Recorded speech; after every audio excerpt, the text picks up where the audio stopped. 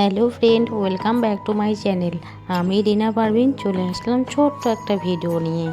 তো সারাদিনে এত কাজকর্ম থাকে, মানে ভাবতে পারছো না। আর এটা হচ্ছে মার্চ মাসের শেষের, মানে আমি যেহেতু একজন হেলথ অ্যাসিস্ট্যান্ট ফিমেল, তো আমার হচ্ছে ইয়ার এন্ডিং, মানে মার্চে আমাদের সব কাজকর্মের শেষ। এপ্রিল থেকে আবার নতুন বছর শুরু।